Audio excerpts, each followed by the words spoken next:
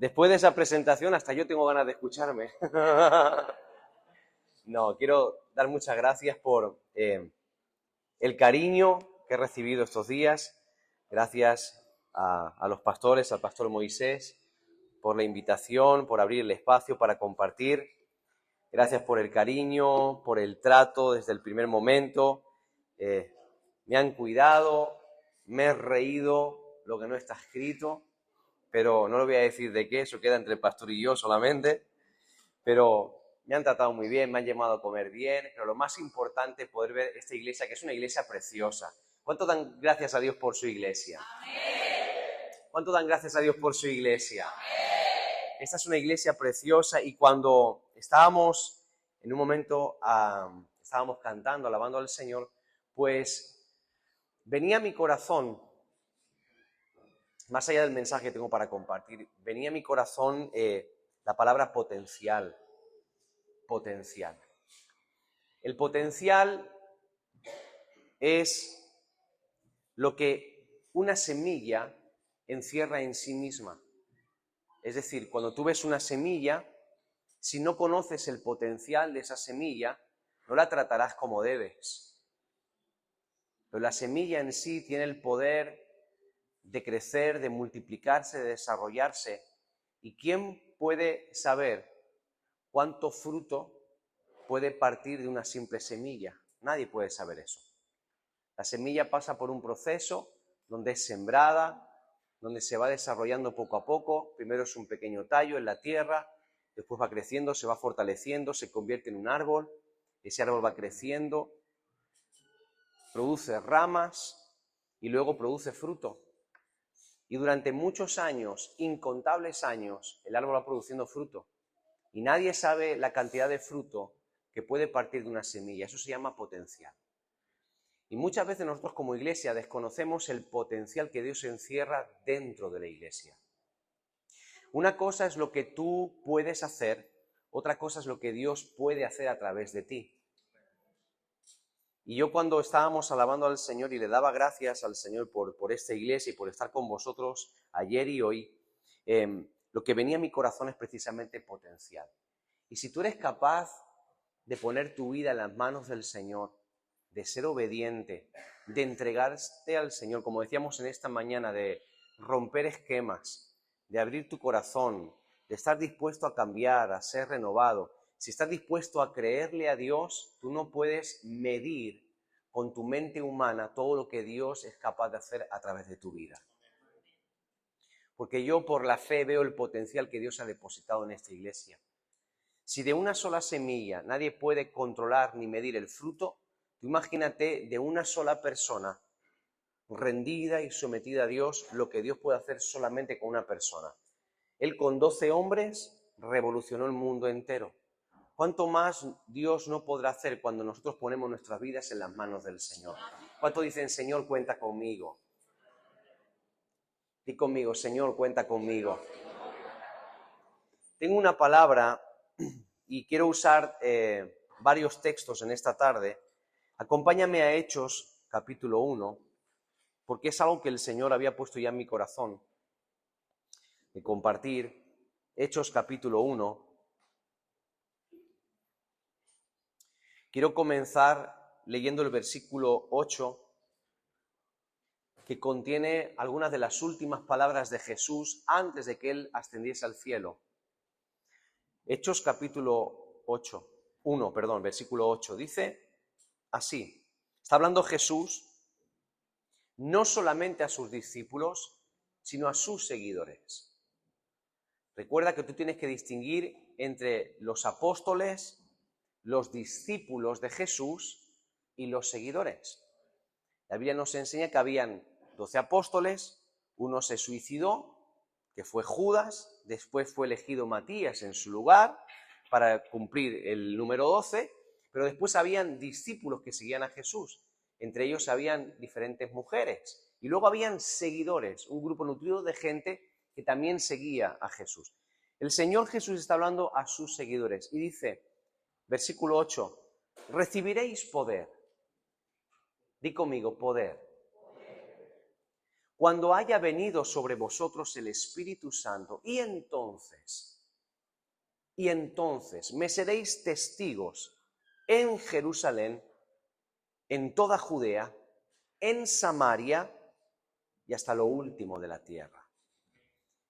En el capítulo 2 del libro de los Hechos se nos relata precisamente el momento en el que el Espíritu Santo descendió sobre algunos de los seguidores de Jesús que estaban esperando la promesa. En otras palabras, aquellos que habían creído lo que Jesús dice en este versículo 8.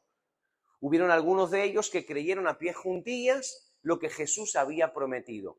Y sabes una cosa, siempre que crees lo que Jesús dice, las cosas pasan. Hay personas que no experimentan, que no viven, porque no creen lo que Jesús ha prometido. Y creer tiene que ver con acción. Y estos que estaban esperando la promesa, estaban orando, estaban perseverando, unánimes juntos en oración, esperando la promesa que Jesús les había dicho que el Padre iba a enviar, la llegada del Espíritu Santo. Y en los primeros versículos del capítulo 2 del libro de los Hechos se nos relata el momento en el que el Espíritu Santo desciende, pero quiero que vayamos un poquito más adelante. ¿Qué produjo la llegada del Espíritu Santo? ¿Qué produjo Pentecostés en la iglesia? En otras palabras, ¿qué efecto tuvo Pentecostés en la vida de los primeros cristianos? Vamos a leerlo.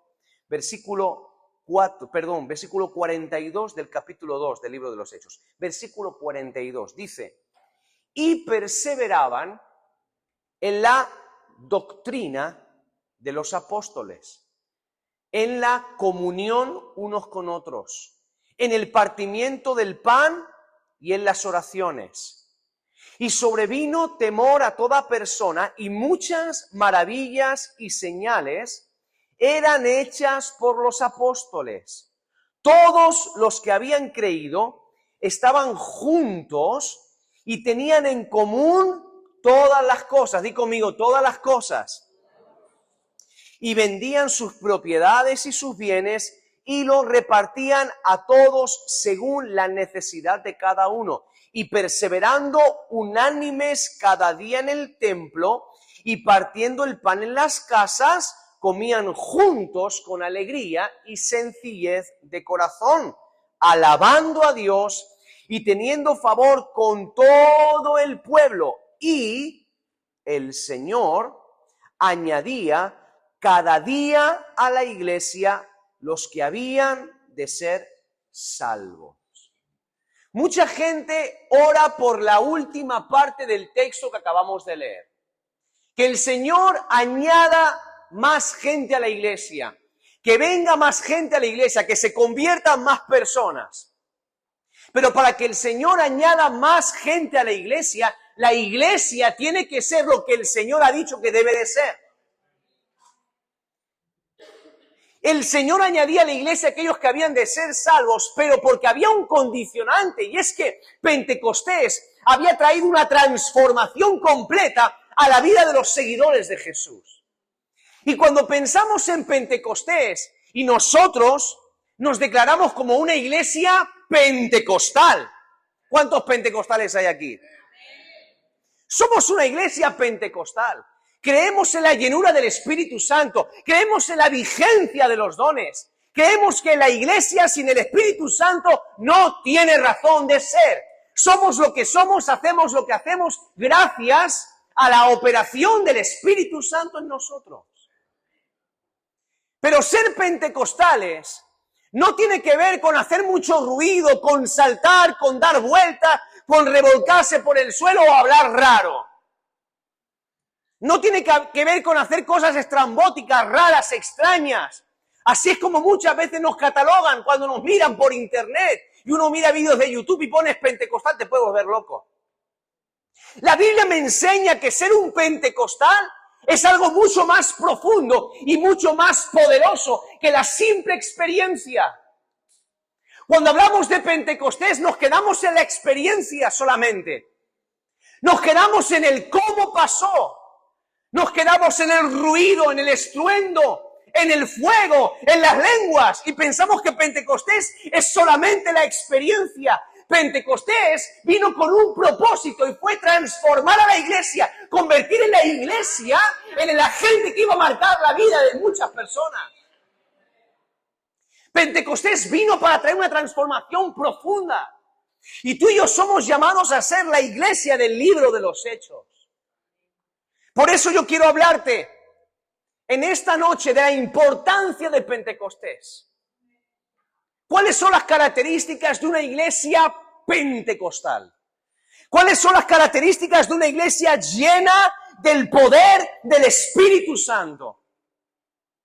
Los seguidores de Jesús entendieron que era imprescindible ser obedientes al mandato de Jesús. Lucas 24:49, he aquí yo enviaré la promesa de mi Padre sobre vosotros, pero quedaos vosotros en la ciudad de Jerusalén hasta que seáis revestidos del poder de lo alto. Y se quedaron en Jerusalén. Y sabes una cosa, muchos no entienden la importancia del Espíritu Santo en la vida del cristiano. Y el Espíritu Santo lamentablemente es el gran ignorado por muchos en las iglesias. Y muchos, por miedo a ser comparados con otros que cometen excesos, limitan al Espíritu Santo. Hay iglesias que limitan el mover del Espíritu Santo porque tienen temor de que los comparen con otros que están medio volados y hacen locuras. Entonces restringimos la acción del Espíritu Santo y no entendemos que Pentecostés tiene el poder de transformarnos a nosotros para poder ser agentes de cambio en el mundo. A veces queremos transformar el mundo y nosotros no hemos sido transformados todavía. Y si tú no eres transformado primero, no vas a causar ningún impacto fuera. Después de Pentecostés, Pedro predica una vez y 3.000 se convierten a Jesucristo. Predica una segunda vez y 5.000 vienen a los pies de Jesús. Eso produjo Pentecostés, una llenura, un de nuevo, una transformación completa. Eso es lo que trae Pentecostés sobre la vida de la iglesia. Por eso es tan importante que entendamos que el Espíritu Santo debe tener un papel fundamental en la vida de la iglesia. Lo primero que yo encuentro aquí cuando miro este texto y miro cómo era la iglesia de Pentecostés, encuentro algo extraordinario. Perseveraban en la doctrina de los apóstoles. Número 1, una primera cosa que provoca el Espíritu Santo es amor por la palabra. El Espíritu Santo te lleva a amar la palabra, a respetar la palabra y a obedecerla. Una persona puede pegar muchos gritos, saltar, revolcarse, gritar, llorar, pero si no conoce la palabra, si no obedece la palabra, su vida está vacía. Porque el Espíritu de Dios te llevará a respetar la palabra. Y es tiempo que entendamos que no nos podemos comer cualquier cosa. Necesitamos conocer la palabra. No somos un pueblo lleno de gente ignorante. Somos un pueblo que tenemos acceso a la palabra de Dios. Pastor, yo no sé leer ni escribir, ni tengo estudios. El Espíritu Santo te trae luz sobre la palabra. Pedro era un hombre que no era de letras. No tenía estudios, no tenía mucho conocimiento, pero cuando el Espíritu Santo vino sobre él, le dio el denuedo de poder hablar con el poder que necesitaba. Y cuando tú estás lleno del Espíritu Santo, se despierta un hambre por la palabra de Dios, por conocer más de la palabra de Dios. El Espíritu Santo te lleva siempre a Cristo. ¿Cómo conoces a Cristo? A través de la palabra. Dice la Biblia que el verbo, que es la palabra, se hizo carne. ¿Cómo puedo saber más de Cristo? A través de la palabra. Desde el Génesis al Apocalipsis, las Escrituras revelan al Mesías, a Jesucristo, el Hijo de Dios. Tú quieres conocerlo, el Espíritu Santo te va a llevar siempre a la palabra, para que puedas conocer a Jesús. Te va a llevar a honrar la palabra, a respetar la palabra. Él te va a hablar a través de la palabra, te va a guiar a través de la palabra. Por lo tanto, lo que provoca Pentecostés es un hambre por la palabra de Dios. Cuanto más lleno del Espíritu Santo eres, más amas la palabra de Dios. Por eso es tiempo que te metas con los discipulados, que te formes, que te prepares, que leas la Biblia. ¿Para qué? Para que desarrolles tu propio criterio y no seas engañado y no seas llevado detrás de cualquier viento de doctrina errada por ahí. Hoy en día Internet vuelve loca a la gente. Y un cristiano que ignora la Escritura, aparece cualquier tipo que habla medio bien por YouTube y los seguimos como locos. Y andamos detrás de cualquier predicador o cualquier pastor o cualquier apóstol o cualquier arcángel o querubín que anda por ahí por internet y le damos más crédito que a nuestro pastor, que lo tenemos todos los días y lo conocemos y sabemos dónde vive y conocemos su familia y se preocupa por nosotros. Pero a veces es mucho más fácil creerle a uno que anda por internet, que no conoce ni cómo vive, ni si está casado, si no está casado y qué tipo de vida tiene, pero como habla bonito y parece que sabe mucho de la Biblia, no. Estudia la Escritura tú. Fórmate en la palabra. Aliméntate de la palabra. Y cuando tú estés sentado ahí, hagas lo que la palabra del Señor nos enseña a través del apóstol Pablo. Estudiarlo todo, examinarlo todo, retener lo bueno y desechar lo malo. Tú tienes que desarrollar criterio para cuando estás escuchando algo, saber si viene de parte de Dios o no viene. Para cuando escuches una barbaridad, te chirríen los oídos y digas, espérate un momentito, ¿esto dónde está en la Biblia? ¿Dónde está en la Biblia? Tenemos que aprender a ser hombres y mujeres que conocen la palabra del Señor, que conocen la Escritura. Entonces Pentecostés te lleva a amar la palabra. El problema de que muchos han quedado en la experiencia solamente y piensan que todo es Espíritu Santo, todo es sentimiento, y venga, y venga, y venga. Hace muchos años yo estuve presente en un avivamiento en el sur del país. Durante varios años hubo un mover del Espíritu Santo tremendo en una iglesia en el sur. Yo fui testigo de eso. Y el pastor dijo, por muy fuerte que se mueva el Espíritu Santo, por muy largos que tengamos los cultos, por mucha manifestación que hayan en todos los cultos, va a haber palabra de Dios. Eso de que hay un culto aquí y el Espíritu Santo se mueve y no vamos ni a predicar, no, siempre tiene que haber palabra de Dios. La palabra tiene que tomar protagonismo, porque el Espíritu Santo te lleva a amar la palabra de Dios. Perseveraban en la doctrina de los apóstoles, aferrados a la palabra, fundamentados en la palabra. Si no te aferras a la palabra, te vas a dejar llevar por las emociones. Y un cristiano emocional, el día que lo siente, está dando botes de alegría. Pero cuando te viene el bajón, si no tiene buenas raíces, te vienes abajo. Y es lo que le pasa a algunos. Hoy el culto no ha estado muy bueno porque no he sentido a Dios.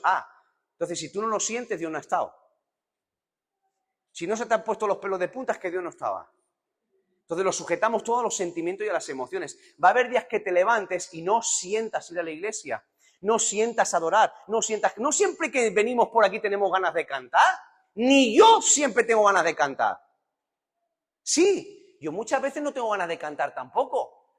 Pero ¿sabes qué hago? Como el rey David, alma mía, bendice a Jehová, no olvides ninguno de sus beneficios. Tomo autoridad y dominio sobre mi carne, sobre mi cansancio, mi desánimo, mis problemas y mis preocupaciones y decido alabar a Dios porque no es por sentimientos ni emociones, es por convicciones, es por principios. Se trata de dónde estás plantado, dónde estás arraigado. Número 2, siguiente cosa que provoca Pentecostés es la comunión, relación unos con otros. El Espíritu Santo te une a la iglesia, no te separa de ella.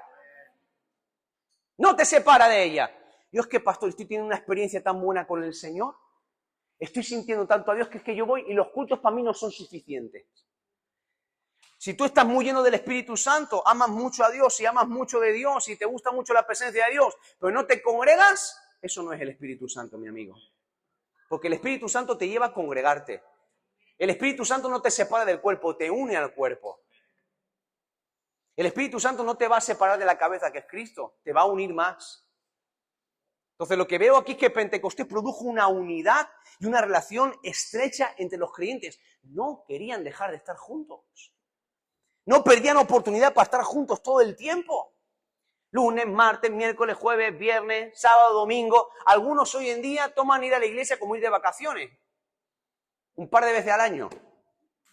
Algunos cada 15 días, cada 20 días. Otros cuando se sienten un poquito mal, un poquito seco, voy a ir a la iglesia porque llevo mucho tiempo sin ir a la iglesia. Y aparece. ¿Por qué? Porque para ti congregarte no es una necesidad.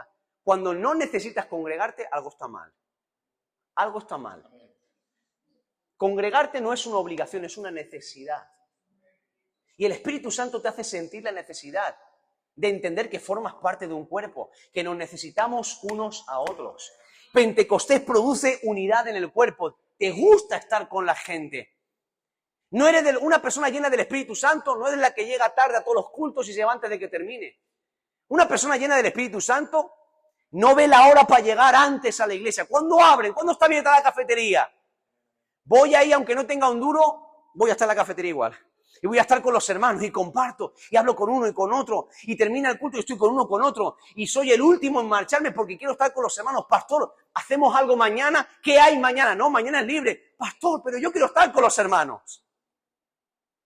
Y no perder la oportunidad de llamar a uno, llamar a otro, salir con este, salir con otro. Necesitas la vida de iglesia. Una persona llena del Espíritu Santo se conecta con la iglesia. Pero hoy en día asistimos a un cuadro donde muchos cristianos le están restando importancia al congregarse. Y se está cumpliendo la advertencia que el escritor de Hebreos le da a los destinatarios en Hebreos capítulo 10, versículo 25. No dejéis de congregaros como algunos tienen por costumbres. Y más cuando ahora veis que ese día se acerca. Estamos en los últimos tiempos, estamos en tiempos difíciles, en tiempos complicados, donde la iglesia es atacada, donde la iglesia es golpeada, donde vivimos en una sociedad cada vez más y más y más complicada.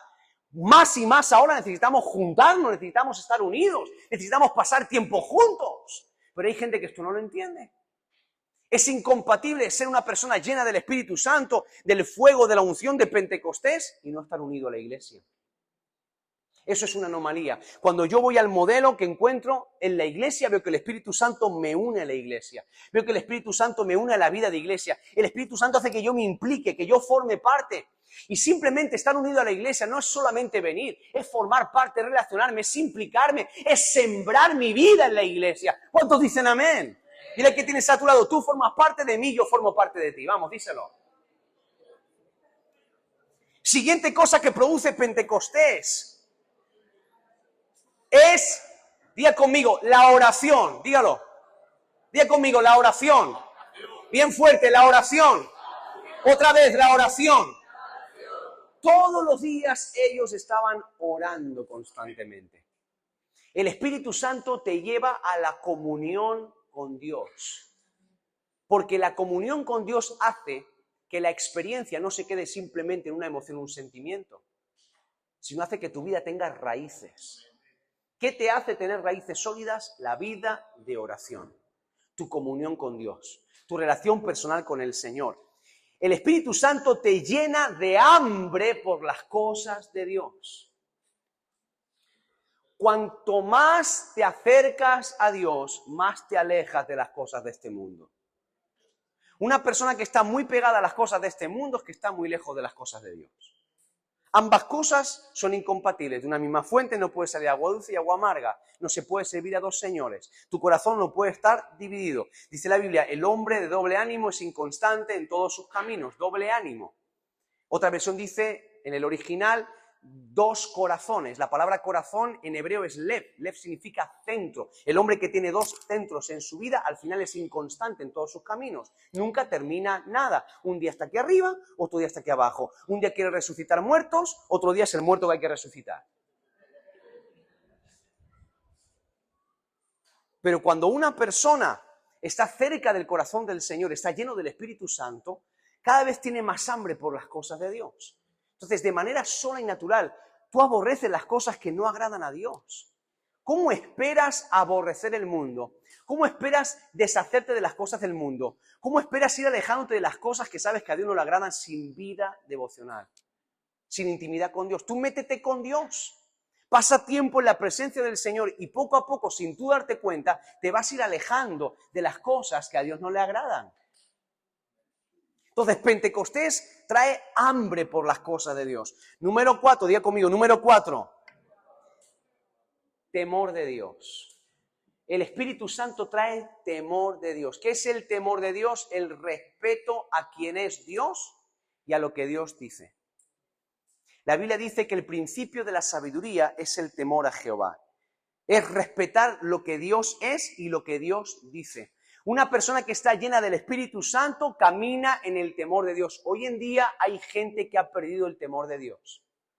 Hay personas que se permiten el lujo de vivir su vida supuestamente cristiana guardando pecado. Se permiten a conciencia hacer cosas que están mal. Y como no ven un castigo o una consecuencia inmediata a su pecado, piensan que no pasa nada. Pero dice la palabra del Señor que tarde o temprano tu pecado te alcanzará, lo dice la Biblia. Entonces, el que tú lo veas ahora mismo, que lo que estás haciendo mal tiene un juicio, tiene un castigo, no significa que Dios lo esté aprobando, ¿eh? Tarde o temprano verás las consecuencias. Entonces, tienes que tener temor de Dios. Temor de Dios a la hora de hablar mal de alguien. Uno tiene que tener mucho temor de Dios a la hora de hablar mal de alguien. A la hora de juzgar a alguien, de emitir un juicio. Ese pastor es esto y lo otro. Y es un hijo del diablo y no sé qué, no sé cuánto. Y un falso profeta. Cuidado. Cuidado. Temor de Dios. Temor de Dios. Ten cuidado con señalar o juzgar a tu pastor. Hablar mal de la iglesia. Es que la iglesia es esto. Cuidado. A veces hablamos muy ligero de la iglesia. Y si hay algo que Dios ama hasta la muerte, es la iglesia. Es su novia. Es su escogida. ¿Cuántos matrimonios hay aquí? Levántame la manita. Levántame la mano. ¿Cuántos matrimonios? Vale. A ver, un esposo y una esposa que estén cerca. ¿Ustedes dos son matrimonios? Vale. ¿Cómo te llamas, hermano? ¿Cómo? Francisco, vale. Francisco. ¿Y tu esposa? Sara. Sara. Bueno. Imaginemos que el hermano Francisco va caminando por la calle. Y alguien se acerca y comienza a criticar a su mujer delante de él. ¿Qué va a hacer el hermano Francisco?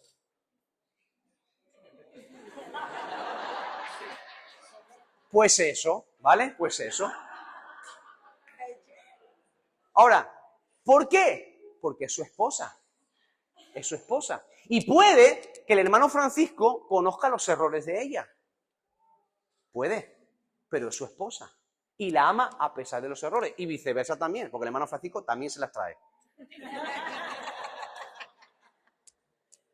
Pero hay una relación entre ellos, ¿o no? ¿Tú qué crees? ¿Que Dios no conoce los errores de la iglesia? Claro que sí, pero aún así la ama. ¿Quiénes somos nosotros para hablar de la novia de Cristo? No hay temor de Dios. No hay temor de Dios. Cuando permitimos ciertas cosas en nuestra vida, cuando escuchamos la palabra y a veces el Espíritu Santo nos habla súper claro y nos advierte súper claro y nos entra por este oído y sale por el otro. No hay temor de Dios ante la advertencia. Cuando somos corregidos, cuando somos enseñados, o el pastor nos siente y nos dice, hey, vas mal, esto no lo hagas. Y tú te rebelas y te manifiestas y te pones mal y no hay temor de Dios. Cuando uno está lleno del Espíritu Santo, hay temor de Dios. Amas tanto al Señor que hay cosas que por respeto a Él no las haces. Por más que quieras hacerlas, pero respetas tanto que no lo haces. Es lo mismo que en un matrimonio.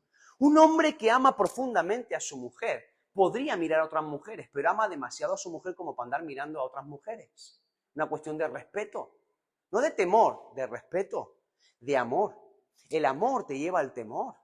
El amor te lleva al respeto. Así tenemos que ser nosotros con las cosas del Señor. El apóstol Pablo dijo, todo me es lícito. En otras palabras, puedo hacer cualquier cosa, pero sé que hay cosas que no me convienen.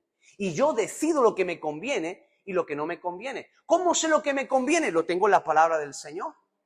¿Cómo sé lo que no me conviene? Lo tengo en la palabra del Señor. Entonces yo tengo respeto a quién es Dios. Tengo respeto por el Espíritu Santo. Otro ejemplo. Hay cosas que tú no harías si estuvieses con tu pastor. Algunos se están riendo con una risa nerviosa, ¿eh? Hay cosas que tú no harías si estuvieses con tu pastor. Hay conversaciones y palabras que tú no dirías delante de tu pastor.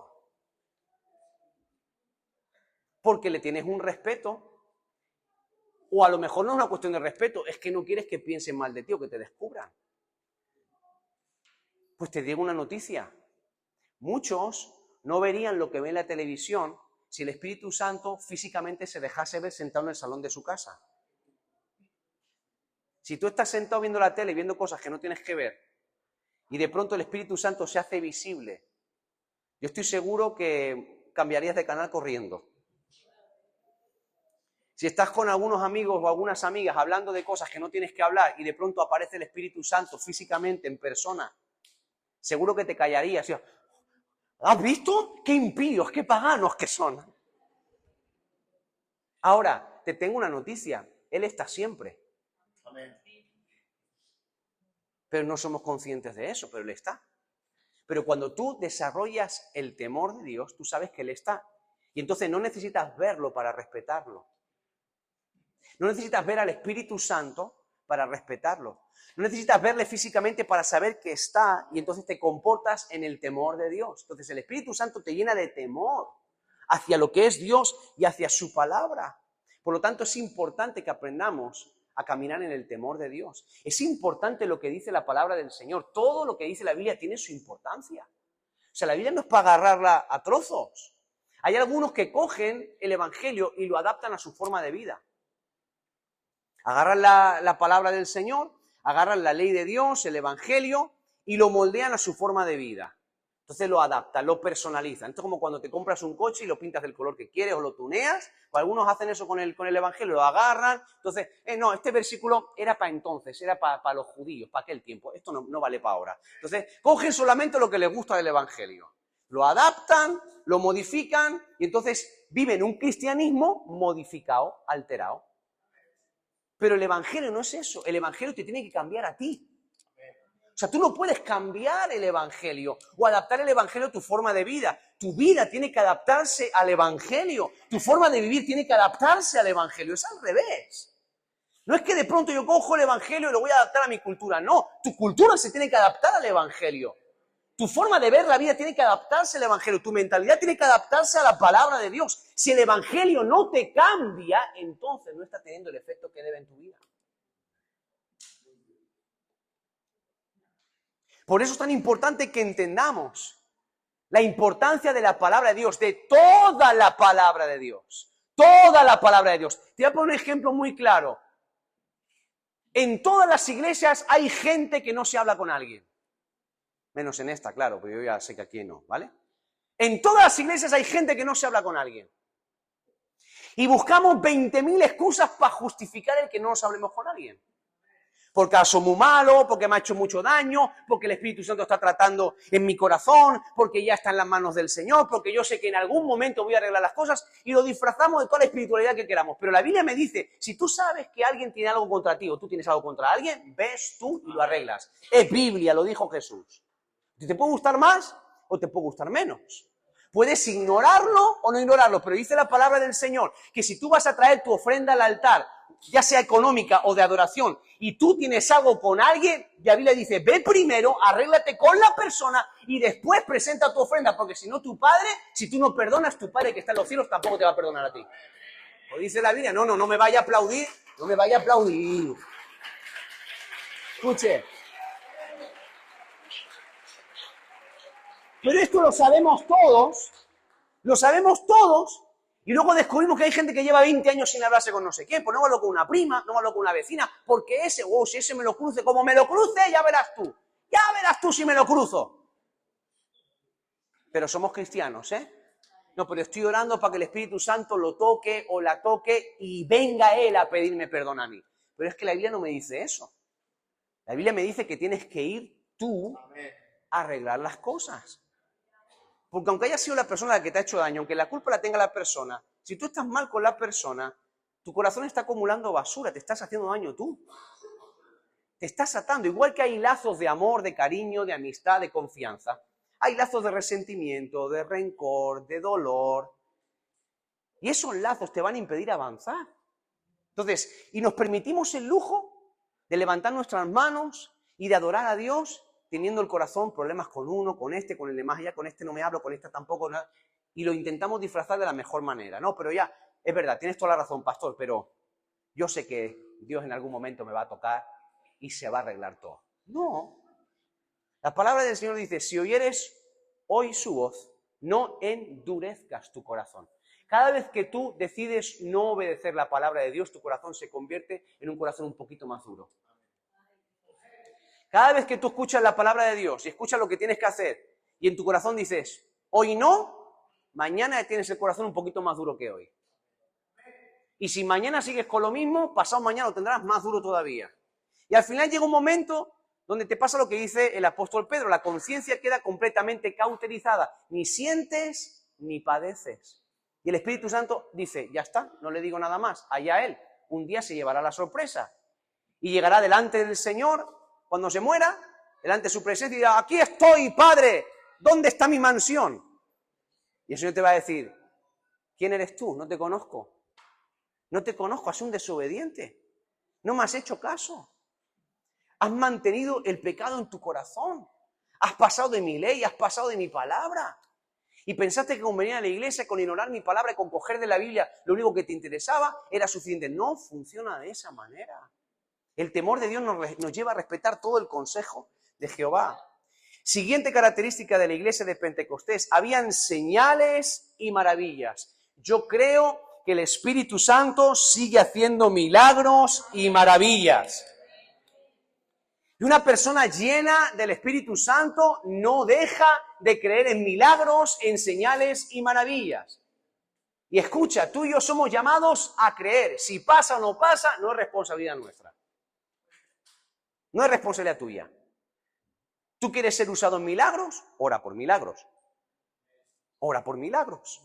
Pero es que, ¿y si no pasa? No es problema tuyo. ¿Quién hace los milagros? ¿Tú o el Señor? ¿Quién los hace? El Señor. Pues si no pasa, ¿de quién es la culpa o la responsabilidad? Del Señor, ya está. Tú eres llamado a creer lo que dice la palabra del Señor.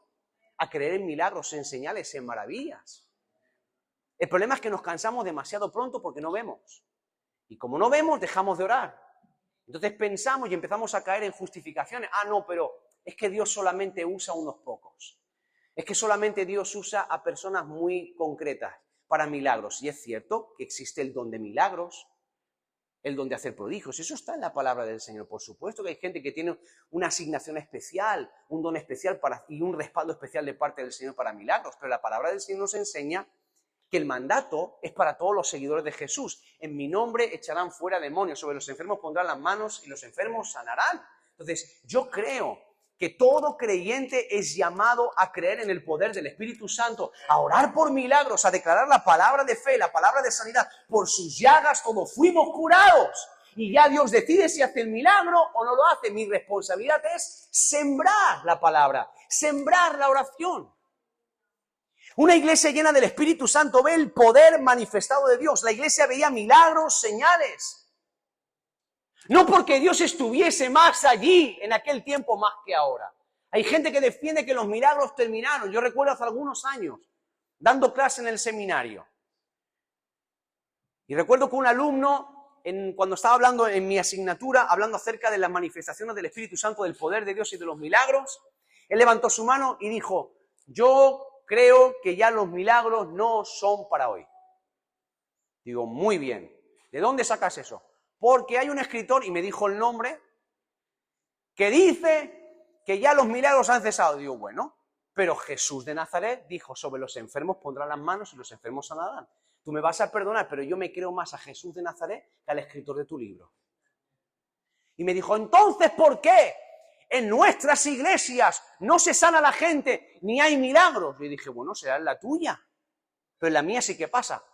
¿Y por qué en la mía no pasa y en otras iglesias no pasa? Digo, por gente como tú.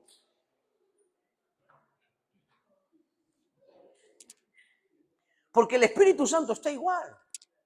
Porque Él no ha cambiado. Dice la palabra del Señor, que la mano del Señor no se ha cortado para hacer milagros. Él es el mismo ayer, hoy y siempre. Yo no creo que el Espíritu Santo haya cambiado. Yo no creo que Dios ha cambiado. Su misericordia, su compasión y su poder para con nosotros sigue vigente hoy en día también.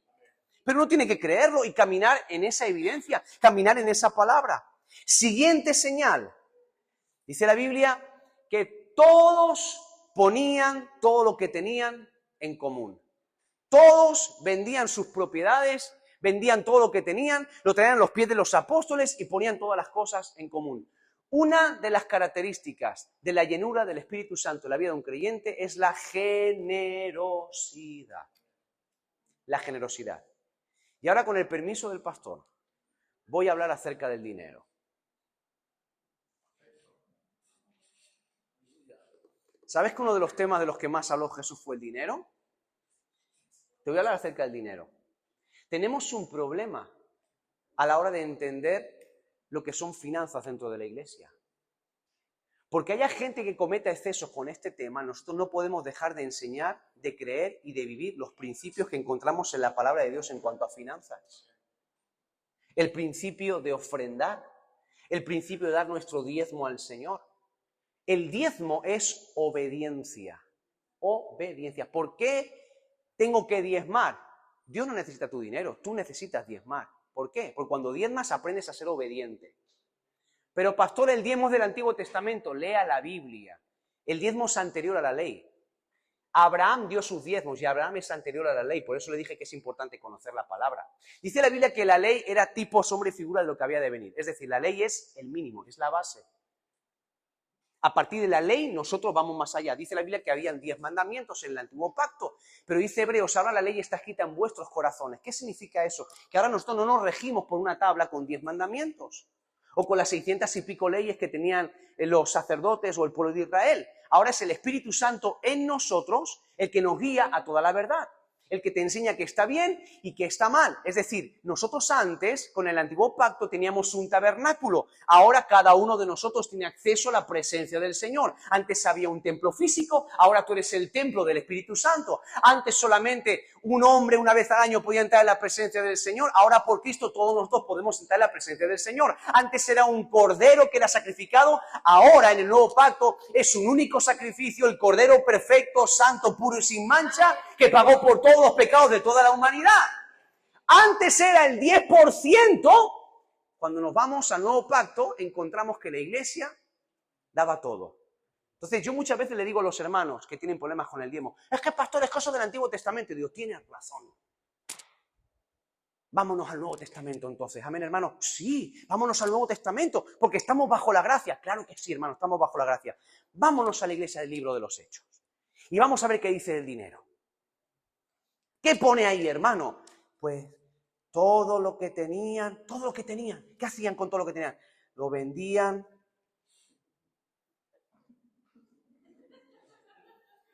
Y no, sigue, no te atasques, mi hermano, que te está tocando Dios. Y lo ponían todo. ¿Dónde lo ponían? A los pies de los apóstoles. ¿Todo cuánto es? ¿El 10%? No. ¿El 30%? No. ¿Cuánto es todo? El 100%. Muy bien, hermano, ¿qué prefieres, el Antiguo Testamento o el Nuevo?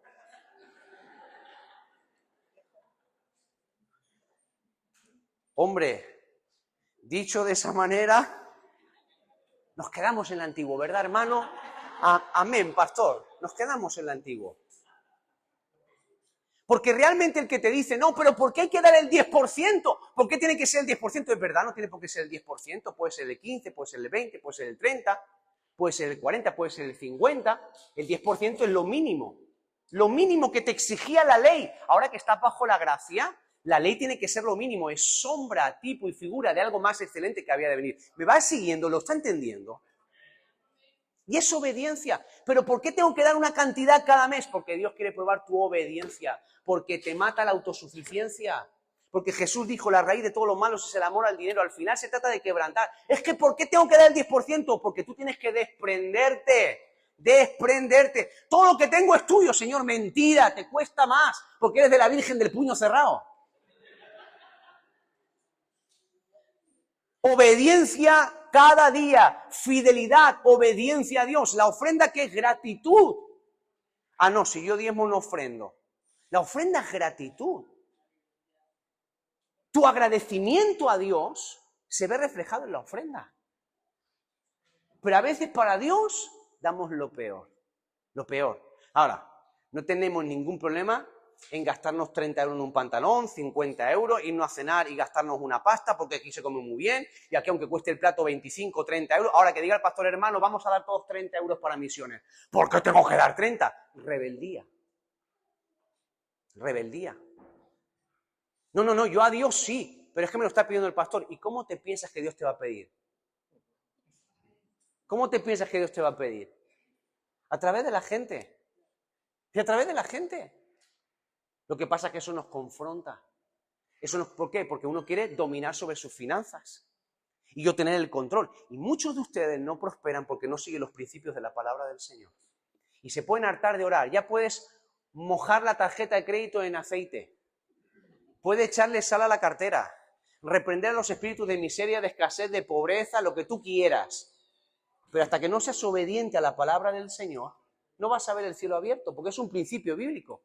Dios no va en contra de sus principios. Pero es que yo no creo. No puedes creer lo que tú quieras, pero es que funciona. Hay gente que no conoce a Dios y practica el principio del diezmo, porque saben que funciona. Yo conozco gente que no va a la iglesia, pero que le da a Dios.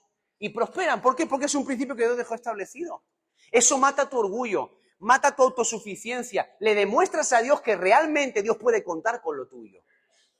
Decimos, Señor, pastor, hay que orar por un local más grande para tener un único culto. Muy bien, sé fiel con tus ofrendas y con tus diezmos y ustedes podrán ir a un lugar mucho más grande. Ah, no, vamos a orar que venga un americano con pasta y que nos lo pague todo. Mentalidad de... Eso sí que es ser miserable. Eso sí que es ser miserable. Le quiero enseñar la diferencia entre pobre y miserable. Pobre es el que realmente no tiene. Miserable es el que tiene y vive como si no tuviese. La pobreza es un estado. La miseria es una condición del corazón. Entonces hay mucha gente que tiene, pero que vive como si no tuviese.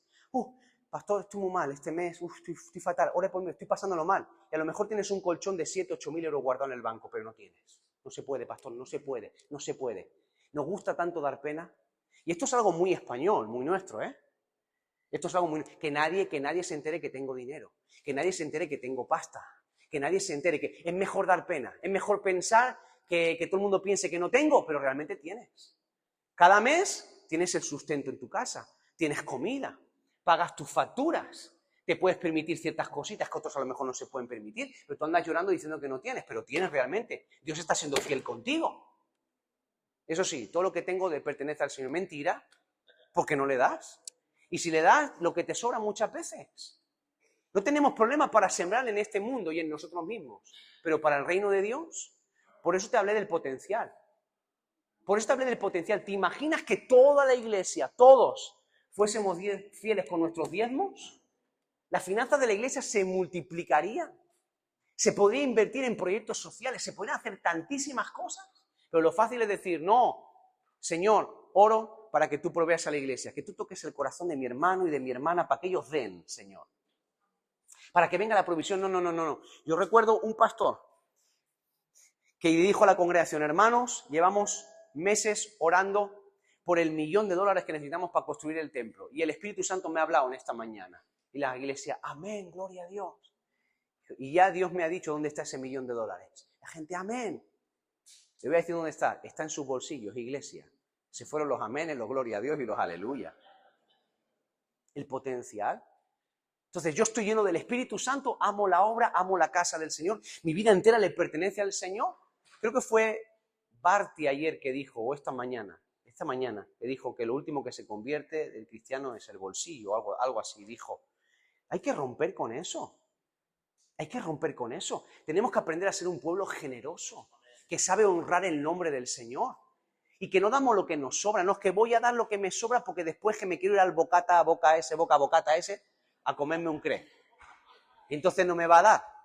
Entonces hago así y lo que me sobra, pues lo he hecho ahí. O este mes es que estoy ahorrando porque me quiero ir a no sé dónde. No. Primero, Dios. Escucha, cuando tú le das lo primero a Dios, en lo primero es bendecido todo lo demás. Por eso en la Biblia es tan importante el principio de la primogenitura.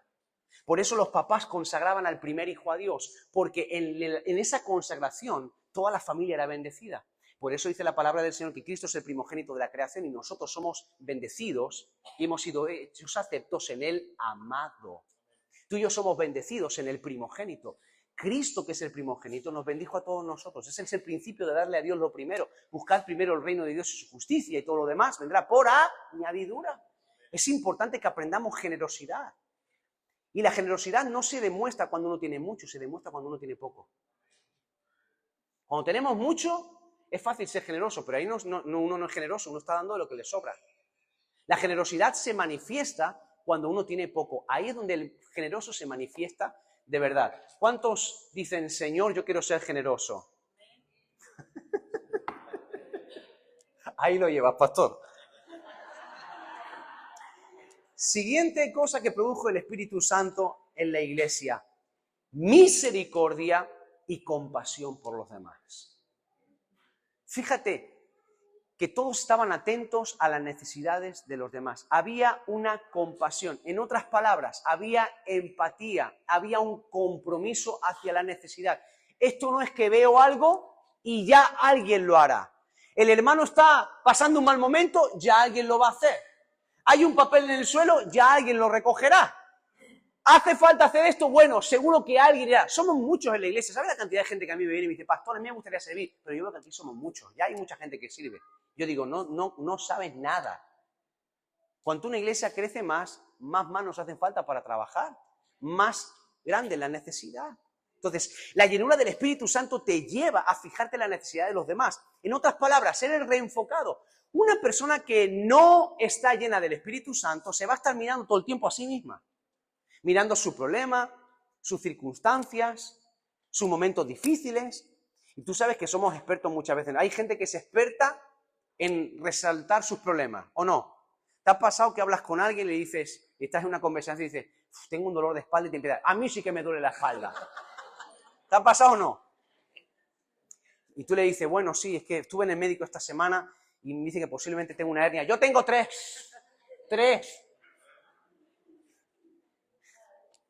Y tú dices, sí, bueno, me van a dar unos días en el trabajo, porque claro, mi trabajo como es duro. ¡Mi trabajo sí que es duro!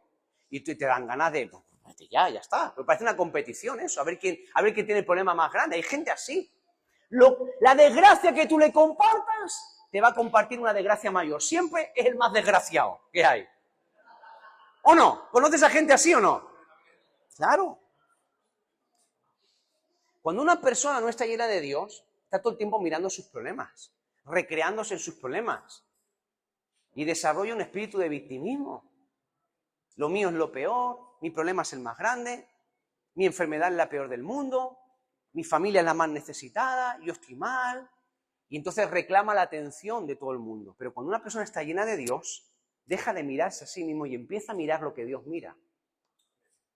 Porque el Espíritu Santo te lleva a mirar lo que Dios mira. Te lleva a interesarte por lo que Dios se interesa. Y entonces empiezas a desarrollar compasión por aquellos que sufren. Cuando estás lleno del Espíritu Santo, tú estás en la iglesia, estás sentado y no puedes estar tranquilo sin servir e involucrarte. El Espíritu Santo te lleva a servir, a involucrarte, a implicarte. Pero no solamente dentro de estas cuatro paredes, fuera también.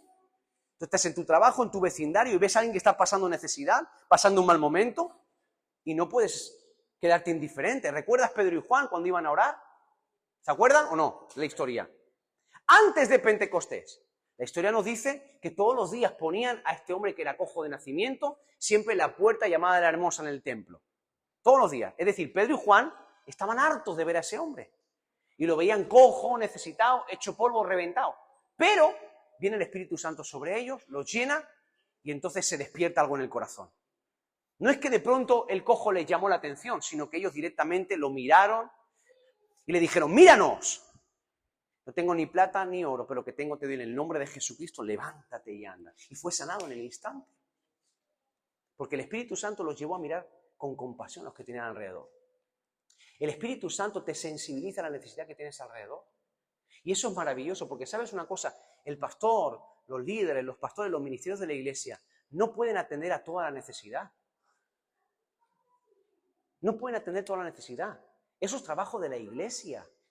Escucha, es trabajo de la iglesia. Todos nos necesitamos. No necesitas ser pastor para poder orar por alguien que sabes que lo está pasando mal. Darle un abrazo, un versículo, un mensajito de consuelo. Ayudarle. Darle una ofrenda, hacerle una compra, llevarlo a su casa, cuidarle a un niño, acompañarlo al hospital. Ese tipo de cosas son cosas que tienen que darse en la vida de la iglesia de manera natural. Eso es lo que hace el Espíritu Santo. Te lleva a la compasión, a la misericordia. Voy terminando. Y como es verdad, que pase el pianista, por favor. Dice la Biblia que el Espíritu Santo produjo en ellos que perseveraban constantemente. Perseveraban. El Espíritu Santo es lo que te hace perseverar. Perseverar, permanecer. Esto no es una cuestión temporal. Si el Espíritu Santo no trae cambios a tu vida, te conviertes en alguien que solamente vive de experiencias. Y así muchos. Vienen a la iglesia, sienten un toque de Dios, salen por las puertas y sigue todo igual. El toque les ha servido para aguantar 2 o 3 semanitas más o menos bien en el Señor, pero después vuelven a las andadas otra vez. Pero cuando uno es lleno del Espíritu Santo, persevera. ¿Persevera en qué? En su compromiso, en su fidelidad. Está pianista, ¿no? Iba a llamar a la batería ya, aunque sea un instrumento, me da igual. Persevera en su compromiso. Cuando estás lleno del Espíritu Santo, estás comprometido. Y vas a muerte con todo. No eres indiferente, sino que manifiestas un compromiso firme y sólido de servicio con la iglesia, hacia Dios, hacia tus hermanos. Dice que partían el pan, siguiente cosa, con alegría y sencillez de corazón. Alegría y sencillez de corazón. Número 1, alegría. El pastor dice antes de cada culto que le digamos al de al lado que quitemos la cara de limón. Y es que es verdad. Es que a veces estamos en la iglesia con una cara que si entra alguien que no conoce al Señor, dice, yo me voy de aquí, porque voy a salir peor. Algunos tienen una cara que tú dices, ¿de verdad tienes el gozo del Señor en tu vida? Yo tengo el gozo, pero está muy para adentro. Pues hijo mío, habrá que pelarte para encontrarlo.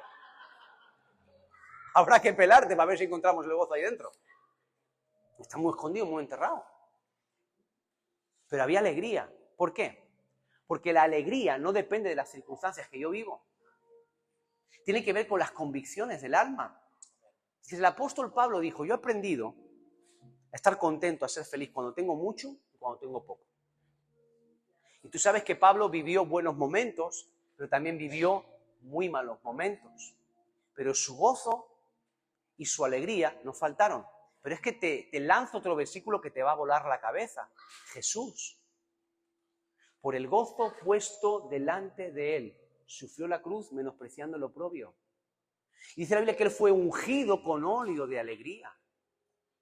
Porque él aceptó el plan de Dios. Y aceptó que el Padre estaba con él. Que el Espíritu Santo estaba con él. Aceptó su propósito y sabía que en su propósito tenía que pasar por la cruz. Cuando tú entiendes que tu gozo, tu alegría, no depende solamente de que pases buenos momentos, sino de que Dios está contigo, cuando pases por el valle de sombra de muerte, no temerás, porque tú estarás conmigo. Tu vara y tu callado me infundirán aliento. Cuando pases por las aguas, no te vas a hundir. Cuando pases por el fuego, no te vas a quemar. ¿Cómo puedes ser alegre cuando pasas por el fuego, por las aguas o por el valle de sombra? Cuando entiendes que Dios está contigo.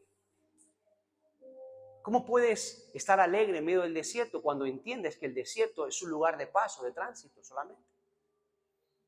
¿Cómo puedes estar alegre en medio de la escasez cuando sabes que Dios está permitiendo eso de manera temporal?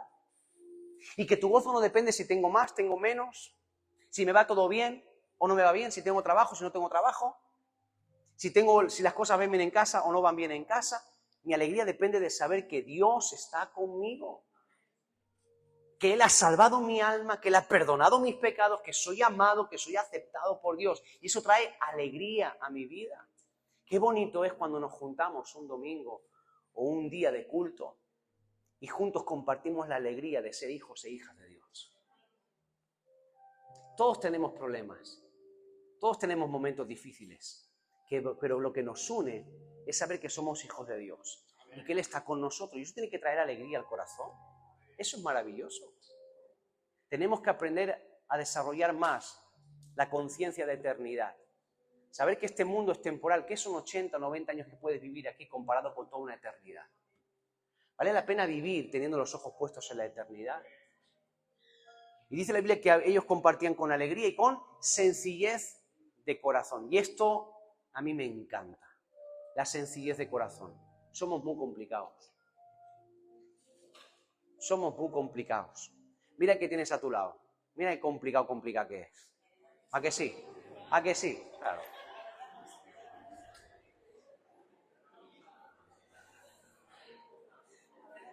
Complicamos demasiado las cosas.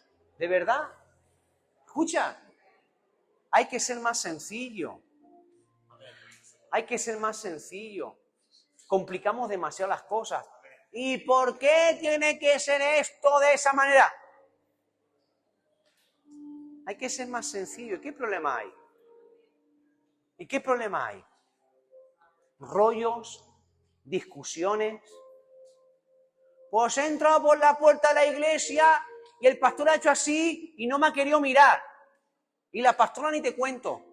Por mi lado ha pasado, y que me ha visto, que me ha visto y no me ha saludado. ¿De verdad? ¿De verdad? O ves tú y le pegas un abrazo y le mira que no me has visto, pero yo a ti sí.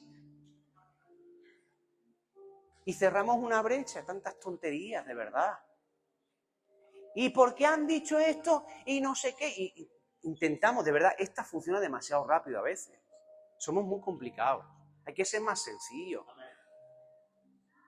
Nos pasamos la vida intentando especular. ¿Por qué este es así? ¿Por qué ha hecho esto por esto? Y seguro que le ha dicho por esto. Hay que ser más simple, más sencillo. Yo a veces hablo con gente y me siento y empiezan a contarme sus historias. Y cuando llevan como 15 minutos, yo digo, los paro y digo, ¿de verdad? Esto es mucho más fácil, más sencillo. ¿En serio te has pensado? Sí, pastor, porque hizo esto y entonces por esto. Y yo sé que ese mensaje de WhatsApp que mandó y el estado que puso en el WhatsApp, lo puso por mí. Y puso ahí, hay gente que no vale la pena. Y lo puso por mí. Y yo digo, ¿de verdad? ¿En serio? Y te vas a chinar, te vas a enfadar porque ha puesto uno en esta... Déjalo. El que anda poniendo cosas que no tiene que poner en sus redes, él mismo se expone. Ya está. ¿De verdad? Somos muy complicados. Hay que ser más sencillo, más simple. Nos enfadamos por tonterías. Nos enfadamos por estupideces. Pues hay cosas que no vas a entender. ¿Qué más da? Pues tienes dos opciones. O enfadarte y rayarte porque no lo entiendes, o asumir que no lo vas a entender. Si la Biblia dice que hay cosas que no las comprenderemos hasta que no estemos en el cielo, pues ya está. Cuanto antes lo entiendas y lo asumas, mucho más tranquilo vas a vivir. Yo te digo una cosa, yo hablaba con alguien en estos días atrás, hace unas semanas. Yo le dije, ya hay guerras en las que no quiero entrar. De verdad, hay guerras en las que no quiero entrar. No tengo el tiempo, ni tengo las ganas. Prefiero vivir la vida de una forma mucho más sencilla, mucho más simple. Con mi esposa, hace ya como un año atrás, nos sentamos los dos, nosotros hablamos mucho. Tenemos nuestros tiempos para compartir y conversar, y el Espíritu Santo a cada uno de nosotros por separado nos empezó a inquietar. Y nos sentamos hace un año y dijimos, tenemos que hacer la iglesia más sencilla. Está todo demasiado complicado. Muy complicado todo. Con la gente, no, tiene que ser todo mucho más sencillo. El Evangelio tiene que ser más fácil, más sencillo. Hay que ver las cosas, porque yo me daba cuenta como pastor que estaba atascándome con algunas cosas, que me estaban robando la paz y que me estaban impidiendo avanzar. Entonces nos sentamos con mi esposa y dijimos, tenemos que cambiar la mentalidad. Tenemos que ser más sencillos en el corazón, ser más simples. No podemos atascarnos por lo que no nos gusta, lo que no comprendemos, lo que no es igual que nosotros. No, hay que ser mucho más sencillos. Esta gente, todos tenían sus rollos, sus historias, pero se sentaban a comer y todos se reían. Y veían la vida de una forma mucho más natural, mucho más sencilla. Y es verdad, y hay cosas que no comprenderemos y que no estaremos de acuerdo. ¿Y qué más da? De verdad, ¿y qué más da? Y no me llaman, llama tú. Llama tú. Si el WhatsApp es gratis, llama tú. No me visita nadie, visita tú. Y si no, ¿qué problema hay? ¿Necesitas a la gente? Teniendo a Cristo, suficiente. Hay que ser más sencillo. Es que no me gusta porque han puesto los cultos a las 6 de la tarde y en verano a las 6 de la tarde hace mucho calor. ¿De verdad? ¿De verdad? Se te podía poner 10 millones de ejemplos. Pero el Espíritu Santo nos hace ser más sencillos, mucho más sencillos. Y tenemos que aprender a ser gente sencilla. No simple, sencilla, que es diferente. Simples nunca vamos a ser, porque somos muy complicados. Pero sencillos sí podemos serlo. Y por último, tengo algunas cosas más, pero no voy a entrar en ellas. Te quiero dejar lo último. Dice que ellos tenían favor para con todo el pueblo. Es decir, esa forma de ser iglesia produjo un buen testimonio en aquellos que no conocían del Señor. Y de eso se trata. De eso se trata. Escucha, tu forma de vivir habla más fuerte que cualquier manifestación del Espíritu Santo. Tu forma de vivir habla más fuerte que las lenguas. Tu forma de vivir habla más fuerte que tus discursos, que tus mensajes, que tus predicaciones, tu forma de vivir. Y sabes una cosa, la gente te observa cuando te das cuenta y cuando no te das cuenta. Dice la Biblia, dice Pedro que somos cartas abiertas. A ti te están leyendo todo el tiempo. Escucha, te están leyendo todo el tiempo. Hay gente que te observa y tú ni te enteras. Hay gente que observa qué haces, qué no haces, con quién vas, y tú a lo mejor no te das ni cuenta y te están observando. Y hay gente que se sabe tu vida y tú ni siquiera lo sabes. Porque el mundo nos mira, el mundo nos observa. Entonces tu forma de vivir y mi forma de vivir es el mejor mensaje que hay. Esta forma de ser de la iglesia fue un imán para el pueblo. Entonces la gente era añadida a la iglesia. Tenían favor para con el pueblo. Eso es maravilloso. Si ustedes son esta iglesia de Pentecostés, Dios les va a sorprender. Dios les va a sorprender. Entonces para ustedes no habrá límites. Ahora tienen, no sé, 3, 4, 5 congregaciones, no sé cuántas tienen. 4. No hay límites a donde Dios les puede llevar a ustedes. Si son esta clase de iglesia. Eso es lo que trae Pentecostés, ¿eh? Entonces, ahora, dicho esto, en esta noche, en este lugar, hay gente que ya fue bautizada en el Espíritu Santo. Hay gente que ya fue llena del Espíritu Santo. Pero que no han permitido al Espíritu Santo que opere de esta manera en ellos. Porque no han sido obedientes a la palabra. Y no han llevado la vida que deberían de llevar como cristianos de Pentecostés. Esta noche vamos a tomar el compromiso de darle el lugar al Espíritu Santo para que nos convierta en esa clase de iglesia. Amén. Y también hay gente en esta noche, en este lugar, que todavía no ha recibido el bautismo del Espíritu Santo. Y yo quiero orar con el permiso del pastor. Para que aquellos que no han recibido el bautismo del Espíritu Santo, con la evidencia de hablar en otras lenguas, puedan ser llenos del Espíritu Santo. Y puedan formar parte de esta iglesia de Pentecostés. Ser llenos y revestidos del poder del Espíritu Santo. Pero si usted va a pasar al frente para que oremos y le pidamos al Padre que lo llene con su Espíritu, no es para decir, yo quiero hablar en lenguas porque todo el mundo habla en lenguas. No. Es porque tú entiendes que tienes una responsabilidad para con este mundo. Que tienes una misión que el Señor te ha encomendado y tú dices, yo quiero ser un instrumento útil. Yo quiero ser testigo en Jerusalén, Judea, Samaria, hasta lo último de la tierra. Yo quiero ir y predicar el Evangelio y quiero hacerlo en el poder del Espíritu Santo. Y quiero ser parte de esa iglesia llena de poder, esa iglesia generosa, esa iglesia que se congrega, esa iglesia que tiene compasión, esa iglesia que es apasionada, esa iglesia que alaba a Dios, esa iglesia que sabe perfectamente la importancia de la palabra del Señor. Si es así, vamos a orar esta noche. Amén, póngase de pie.